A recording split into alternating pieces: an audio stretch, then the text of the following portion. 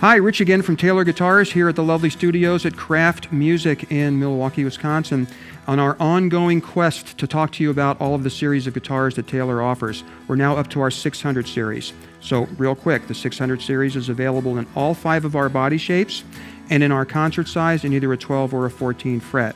So what is the 600 series? 600 series is our maple offering.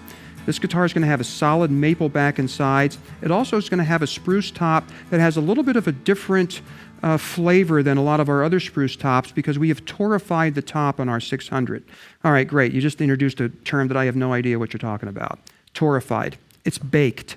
So what does that mean? Well, you know, as guitars age, they crystallize. All the cells crystallize, and they sound aged. They sound older.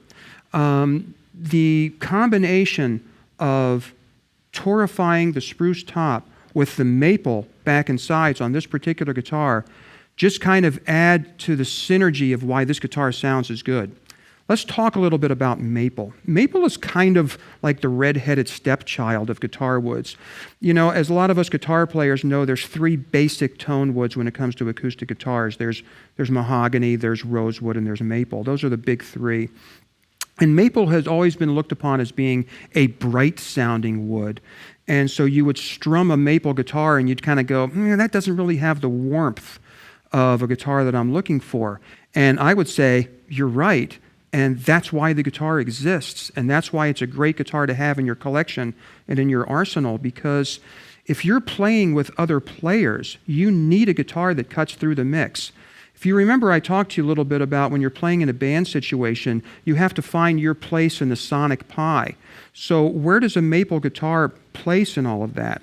Well, if you're a worship leader, or if you're a band leader, or if you're a lead player, you know, you're really going to like maple because it has no decay. It just hits you and it stops. All right? So what ends up happening for the sound engineer and for everybody around you that's playing, your guitar stands out, and that's what it's supposed to do. If it blends into the piano parts, or it blends into the bass player, or it blends into the electric guitar player, you don't have a mix.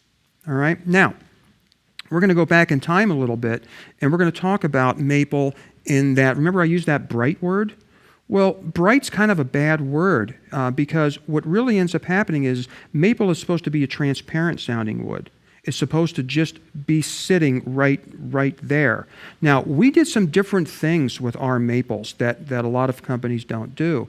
And our head luthier, Andy Powers, got to thinking about maple. And it used to be that you would just take a rosewood guitar, strip off the rosewood, throw maple on there and go, here you go, here's your maple guitar. It's going to stand out in the mix because it sounds transparent. Well, what was happening was we were losing a lot of the vibrancy of the maple. How did we fix that? He went back and looked at all of the history of maple instruments. And if you go back in time, 1800s, 1700s, all of the beautiful cellos and violas and basses, those were all maple with spruce tops. So if you tell me that a maple guitar sounds bright, I have to go, well, then there has to be another reason for that. And Andy Powers, God bless him, figured it out.